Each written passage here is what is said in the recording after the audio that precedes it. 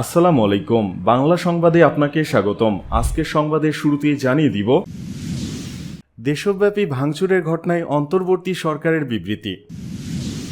রাজনীতির খেলার মাঠে খেলতে দেশে আসছে পিনাকি ইলিয়াসরা। শেখ হাসিনাকে প্রত্যর্পণ প্রশ্নে ভারতের রাজ্যসভায় আলোচনা। দেশের মাটিতে ফ্যাসিবাদের অস্তিত্ব থাকবে না, হুঁশিয়ারি কর্নেল অলির। আওয়ামী লীগ কার্যালয়কে পাবলিক টয়লেট ঘোষণা। শেখ হাসিনার ডক্টরেট ডিগ্রি নিয়ে অনুসন্ধান করবে দুদক।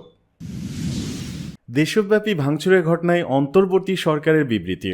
সারা দেশে বিভিন্ন প্রতিষ্ঠান ও স্থাপনায় ভাঙচুর ও অগ্নিসংযোগের ঘটনায় গভীর উদ্বেগ প্রকাশ করেছে অন্তর্বর্তী সরকার। শুক্রবার প্রধান উপদেষ্টার প্রেস উইং থেকে পাঠানো অন্তর্বর্তী সরকারের এক বিবৃতিতে এই কথা জানানো হয়। বিবৃতিতে বলা হয়, অন্তর্বর্তী সরকার গভীর উদ্বেগের সঙ্গে লক্ষ্য করছে যে কতিপয় ব্যক্তি ও গোষ্ঠী সারা দেশে বিভিন্ন প্রতিষ্ঠান ও স্থাপনায় ভাঙচুর ও অগ্নিসংযোগের চেষ্টা করছে। সরকার এ ধরনের কর্মকাণ্ড শক্তভাবে প্রতিহত করবে। অন্তর্বর্তী সরকার নাগরিকদের জানমালের নিরাপত্তা রক্ষায় প্রস্তুত। কোনো ধরনের উস্কানিমূলক কর্মকাণ্ডের মাধ্যমে দেশকে অস্থিতিশীল করার চেষ্টা করা হলে দায়ী ব্যক্তি ও গোষ্ঠীর বিরুদ্ধে আইন শৃঙ্খলা বাহিনী তাৎক্ষণিকভাবে কঠোর ব্যবস্থা নেবে এবং দোষীদের বিচারের মুখোমুখি দাঁড় করাবে।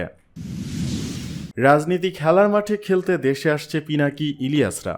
বিশিষ্ট প্রবাসী সাংবাদিক ইলিয়াস সম্প্রতি আজ শুক্রবার তার ব্যক্তিগত ভেরিফাইড ফেসবুক পেজে একটি পোস্ট করেন। সেখানে ইলিয়াস উল্লেখ করেন 2013-14 সালের কথা। সারা দেশে এমন এক পরিস্থিতি তৈরি হয়েছিল যে বিএনপি জামায়াত নিষিদ্ধ দলের পর্যায়ে চলে গিয়েছিল। যৌথ অভিযানের নামে সারা দেশে চিরুনি অভিযান চালিয়ে পাখির মতো গুলি করে মারা হতো ছাত্রদল, ছাত্র শিবিরের নেতাকর্মীদের। পরিস্থিতি এমন দাঁড়িয়েছিল তাদেরকে মারলে যেন কোনো বিচার নেই। হরতাল অবরোধের কথা উল্লেখ করে তিনি আরও উল্লেখ করেন, হরতাল অবরোধের ডাক দিলেই সড়কের মোড়ে মোড়ে আওয়ামী সন্ত্রাসীদের সশস্ত্র মহড়া চলত। মাঝে মধ্যে ছাত্রলীগ যুবলীগের সন্ত্রাসীরা পিটিয়ে মেরেছে পিকেটারদের। সেই পরিস্থিতিতেও বিএনপি জামায়াতের সমর্থনে ঝটিকা মিছিল হতো, পিকেটিং হতো, আর আওয়ামী লীগের নেতারা পুলিশি পাহারায় হুমকি দিত খেলা হবে। পুলিশ এখন গুলি করে না, বিজিবির টহল নেই, তারপরও তাদের আব্বার বাড়ি সাধারণ মানুষ গিয়ে মাটির সাথে মিশিয়ে দিল, অথচ গোটা শহরে একটা ছোট মিছিল করার সাহস করতে পারল না দলের কোনো পর্যায়ের অঙ্গ সংগঠন। তারাই আবার আমাদের সাহস শিখাতে আসে। তিনি তার পোস্টে আরো লেখেন,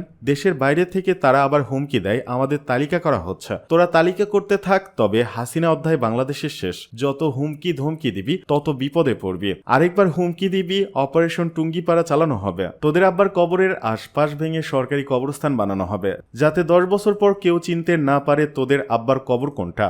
আর খেলতে চাইলে দেশে আয়, আমরা সবাই দেশে যাওয়ার প্রস্তুতি নিচ্ছি। দেখা হবে, খেলা হবে খেলার মাঠে ইনশাল্লাহ।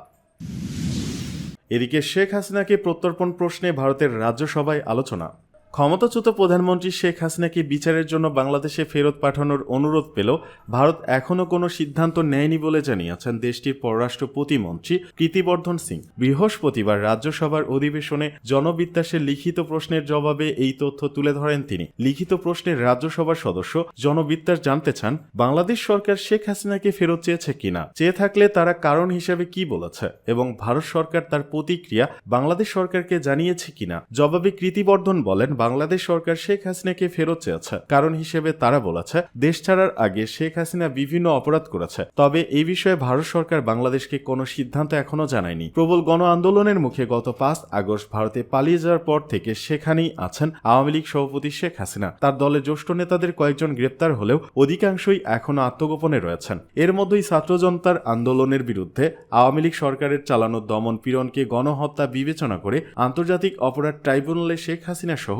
অন্যদের বিচারের উদ্যোগ নিয়েছে অন্তর্বর্তীকালীন সরকার। গত 5 জুলাই থেকে 5 আগস্ট পর্যন্ত সময়ে ছাত্র জনতার আন্দোলনের মধ্যে সারা দেশে গণহত্যা ও মানবতা বিরোধী অপরাধের অর্ধশতাধিক অভিযোগ ট্রাইব্যুনালের তদন্ত সংস্থা ও প্রসিকিউশন অফিসে জমা পড়েছে। এর মধ্যে একটি মামলায় শেখ হাসিনার বিরুদ্ধে এবং আরেক মামলায় তার পরিবারের সদস্য ও আওয়ামী লীগ নেতা সহ 45 জনের বিরুদ্ধে গ্রেপ্তারি পরোয়ানা জারি করেছে ট্রাইব্যুনাল। প্রায় 300 মামলায় শেখ হাসিনার বিচার চলার মধ্যে প্রত্যর্পণ চুক্তির আওতায় তাকে ফেরত পাঠানোর অনুরোধ জানিয়ে গত 23 ডিসেম্বর ভারত সরকারকে কূটনৈতিক পত্র পাঠায় অন্তর্বর্তীকালীন সরকার। ওই সময় ভারতীয় সংবাদ মাধ্যমের খবরে বলা হয়, শেখ হাসিনাকে ফেরত না পাঠানোর অবস্থানে আছে ভারত সরকার।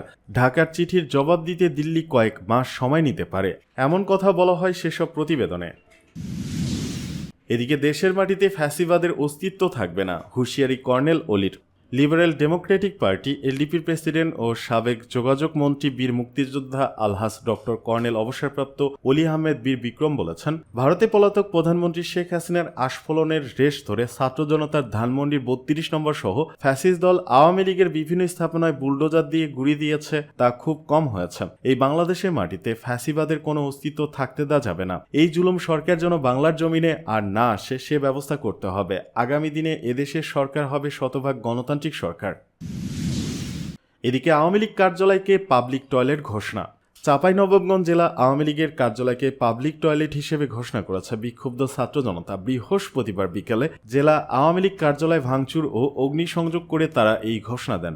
এর আগে বুলডোজার কর্মসূচির অংশ হিসেবে বিক্ষোভ মিছিল শেষে চাঁপাইনবাবগঞ্জে জেলা আওয়ামী লীগ কার্যালয় ও সাবেক এমপি আব্দুল ওয়াদুদের বাসভবনে ভাঙচুর চালিয়ে অগ্নিসংযোগ করে বিক্ষুব্ধ ছাত্র জনতা। বৃহস্পতিবার বিকেলে জেলা শহরের ওয়ালটন মোড়স্থ জেলা আওয়ামী লীগ কার্যালয় ও জেলা আওয়ামী লীগের সাধারণ সম্পাদক সাবেক এমপি আব্দুল ওয়াদুদের বাসভবনে ভাঙচুর চালায় বিক্ষুব্ধ ছাত্র জনতা। এ সময় ভবনের মধ্যে প্রবেশ করে বিভিন্ন অগ্নিসংযোগ করে তারা। এমনকি জেলা আওয়ামী লীগ কার্যালয়ের ভেতর ও বাইরের বিভিন্ন অংশ খুলে নিয়ে যায় বিক্ষুব্ধ জনতা। ভাঙচুর ও অগ্নিসংযোগের পর জেলা আওয়ামী লীগ কার্যালয়ের সামনে গানের তালে নৃত্য করে উদযাপন করে বিক্ষুব্ধ ছাত্র জনতা। এর আগে ফ্যাসিবাদ বিরোধী সকল শক্তির ব্যানারে জেলা শহরের নবাবগঞ্জ সরকারি কলেজের সামনে থেকে বিক্ষোভ মিছিল বের হয়। মিছিলটি জেলা শহরের বিভিন্ন সড়ক প্রদক্ষিণ করে জেলা আওয়ামী লীগ কার্যালয়ের সামনে গিয়ে শেষ হয়। এ সময় সাবেক প্রধানমন্ত্রী শেখ হাসিনা ও মুজিববাদের সকল ধরনের স্থাপনা গুড়িয়ে দেওয়ার হুঁশিয়ারি দেন বৈষম্য বিরোধী ছাত্র আন্দোলনের নেতারা। তারা বলেন, কোনোভাবেই ফ্যাসিবাদ শক্তিকে মাথাচাড়া দিতে দেওয়া হবে না। প্রয়োজনে জুলাই আগস্টের মতো তীব্র আন্দোলন গড়ে তোলা হবে। এ সময় উপস্থিত ছিলেন বৈষম্য বিরোধী ছাত্র আন্দোলনের নেতাসহ আরও অনেকেই। শেখ হাসিনার ডক্টরেট ডিগ্রি নিয়ে অনুসন্ধান করবে দুদক। সাবেক প্রধানমন্ত্রী শেখ হাসিনার বিদেশ সফর ও বিভিন্ন দেশের বিশ্ববিদ্যালয় থেকে ডক্টরেট ডিগ্রি পাওয়ার পেছনে অর্থ অপচয় হয়েছে কিনা তা খতিয়ে দেখার সিদ্ধান্ত নিয়েছে দুর্নীতি দমন কমিশন দুদক। বৃহস্পতিবার দুদকের মহাপরিচালক মোহাম্মদ আক্তার হোসেন সাংবাদিকদের এ তথ্য জানিয়েছেন। শেখ হাসিনা বিদেশ ভ্রমণ ও বিশ্ববিদ্যালয় থেকে ডিগ্রি পাওয়ার পেছনে রাষ্ট্রের অর্থ অপচয়ের অভিযোগ তুলেছে দুদক। হোসেন বলেন, গোয়েন্দা তথ্যের ভিত্তিতে সার্বিক বিষয় পর্যালোচনা করে কমিশন এসব বিষয় অনুসন্ধানের সিদ্ধান্ত নিয়েছে। দুদকের নথিতে বলা হয়েছে, সাবেক প্রধানমন্ত্রী শেখ হাসিনা বিদেশ সফরে গেলে বিমান বাংলাদেশ এয়ারলাইন্সের উড়োজাহাজ ভাড়া করতেন সরকারি টাকায়, নিয়ে যেতেন সফর সঙ্গীদের বিশাল বহর। ক্ষমতায় থাকাকালে গত 16 বছর জাতিসংঘের প্রায় প্রতিটি সাধারণ অধিবেশনে সরকার প্রধান হিসেবে যোগ দিয়েছেন তিনি। প্রতিবারই নিউ ইয়র্কে বিশাল বহর নিয়ে যেতেন।